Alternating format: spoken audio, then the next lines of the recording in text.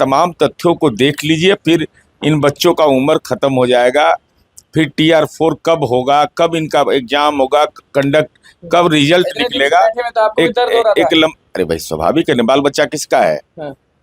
साधारण परिवार का, गरीब का बाल बच्चा है, तो अपने मेधा के बल पर न जाएगा, कोई पैरवी के बल पर जा रहा है क्या? कोई तो क्या ऐसा बोल दिए कि शिक्षा मंत्री पूरा मान गए? मतलब कुछ ऐसा कुछ तो खास बोलेंगे? सरकार में आप भी है, सरकार में वो भी है। कल के वीडियो के बाद मेरे मन के अंदर आत्मसंतुष्टि हुआ कि कल उन्होंने कहा कि आप भरोसा रखिए, हो जाएगा, हमको समय दीजिए।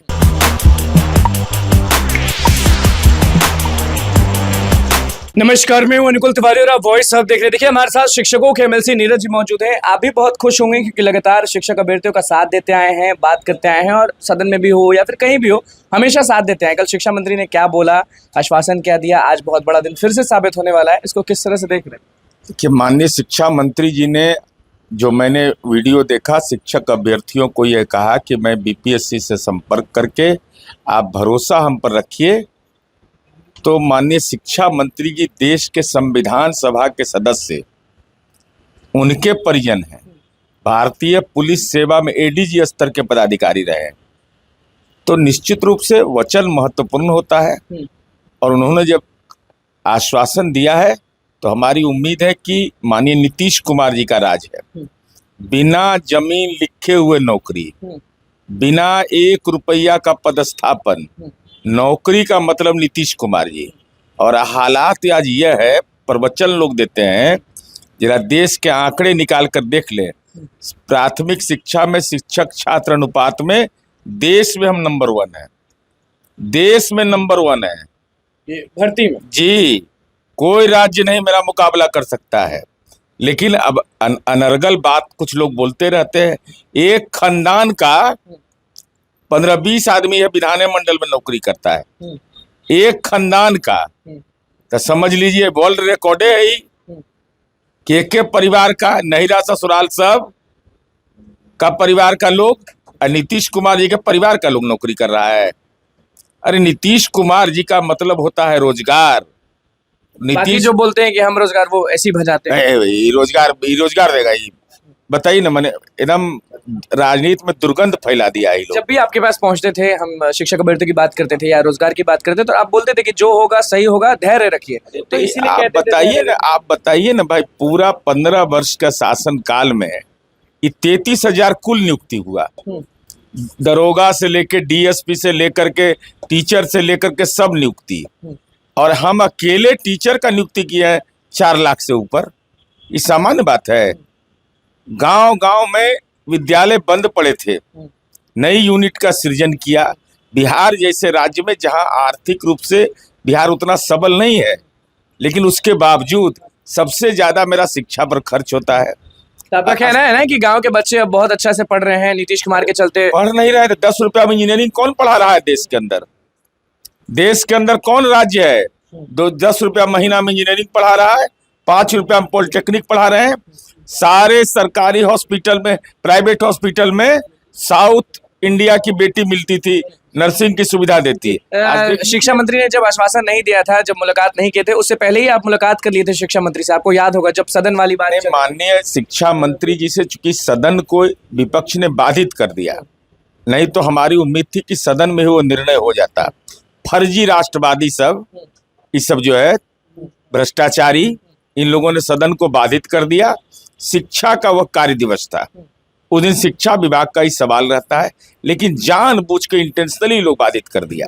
तो जब सदन के बाहर लॉबी में माननीय मंत्री जी बैठे, तो मैंने माननीय मंत्री जी से निवेदन किया कि देखिए, सप्लीमेंट्री रिजल्ट, अगर आपके पास सीट खाली है, पहला आरक्षण रोस्टर का अनुपालन करना है। इन तमाम तथ्यों को देख लीजिए, फिर इन बच्चों का उम्र खत्म हो जाएगा। फिर TR4 कब होगा, कब इनका एग्जाम होगा, कंडक्ट कब रिजल्ट निकलेगा। अरे भाई स्वाभाविक है ना, बाल बच्चा किसका है? साधारण परिवार का, गरीब का बाल बच्चा है, तो अपने मेधा के बल पर न जाएगा, कोई पैरवी के बल पर जा रहा है क्या? कोई तो क्या ऐसा बोल दिए कि शिक्षा मंत्री पूरा मान गए? मतलब कुछ ऐसा कुछ तो खास बोलेंगे? सरकार में आप भी है, सरकार में वो भी है। कल के वीडियो के बाद मेरे मन के अंदर आत्मसंतुष्टि हुआ कि कल उन्होंने कहा कि आप भरोसा रखिए, हो जाएगा, हमको समय दीजिए। ये बहुत बड़ी बात है ना। आज का बात है, आज का हाँ, समय जो भी उन्होंने समय मुकर्रर किया हो तो उनका अधिकार क्षेत्र में है, तो उम्मीदें पर दुनिया कायम है ना, उम्मीद पर कायम है। लग रहा है पूरा कि 100%। बिना घूस के होगा भाई। ये बात बार बार हम बात बोलते हैं। बार बार ये बात आप क्यों छेड़ते हैं? जब भी आपसे नौकरी अरे भाई, नौकरी के नाम पर जमीन ले लिया है। हाँ। बताइए, पटना में 43 बीघा 12 कट्ठा 16 दूर लालू यादव के परिवार को जमीन है। ये कहां से जमीन लाया? ये सब जमीन नौकरी के नाम पर और राजनीति के नाम पर ये लोग लिया है। देश में सबसे ऊपर है नौकरी देने में, तो आप लोग के पास तो और जमीन होगा। तो हम लोग को देखो कट्ठा नहीं मिला है पटना में। गौरव से माथा सीना ठोक के कहते हैं नीतीश कुमार जी के साथ है। नीतीश कुमार जी का है 1 कट्ठा जमीन पटना में? है कहीं? है कोई माइका लाल जो दिखा देगा जमीन? नौकरी के नाम पर जमीन लेना कितना बड़ा गुनाह है। अरे अपना घर को नहीं बख्शा है, क्योंकि बेटी सब है तो हम जवाब बता देते हैं। लालू जी के अपने बड़े भाई मंगरू यादव थे जो स्वर्गीय हो गए, उनके 2 परिजन को नौकरी दिया, 6 कट्ठा जमीन लिखवा लिया, और उसी घर की पुत्र वधू श्रीमती गुंजन यादव, तेजस्वी जी के परिवार का, कार्यालय सहायक में नीतीश कुमार जी के राज में नौकरी लगा, 1 पैसा नहीं लगा। नहीं तो हम गलत बोल रहे थे। अच्छा, कल पहली बार ऐसा हुआ कि शिक्षक अभ्यर्थी हजारों की संख्या में उनके आवास पर गए थे, फिर शिक्षा मंत्री खुद बाहर आए और एक एक लोगों से बातचीत किए, मीडिया में भी बात की है। ये पहली बार ऐसा हो रहा है कि भाई ये ये शिक्षा मंत्री की उदारता है ना, और लोकतांत्रिक तरीके से काम करना। और काम लाठी नहीं चलाए कल आप लोग? नहीं, लाठी क्या के लिए चलाएंगे? अरे लाठी तो नेता सब चलवा लेता है, इसलिए उनका तो कुछ बिगड़ता नहीं है। ये अभ्यर्थी का मुकदमा का अभियुक्त हो जाएगा, कल ये कोई नौकरी की पात्रता इनमें नहीं रहेगी। एक को नेताजी बेलर बना है, बेलर बना है, इस बात जमानतदार बना है किसी का? बच्चों की भावना का शोषण कर कर करके मुद्दों को उठाना चाहिए, गंभीरता से उठाना चाहिए। लेकिन बदलते दौर में लोकतांत्रिक तरीका यह है कि आप संगठित रूप से अपनी बात को कहिए, अपनी भावना आवेदन के माध्यम से दीजिए। तर्क महत्वपूर्ण होता है, तर्क हम देंगे, सत्य पराजित हो सकता है, परेशान हो सकता है, सत्य पराजित लोग नहीं मिलने होता। के लिए आए हुए हैं और बहुत सारे लोग आपको देख भी रहे हैं। इन लोगों को कुछ मैसेज देना चाहेंगे, कुछ बोलना हम चाहेंगे? शुभकामना देंगे कि माननीय शिक्षा मंत्री ने जो कहा है वो आश्वासन पूरा हो जाए।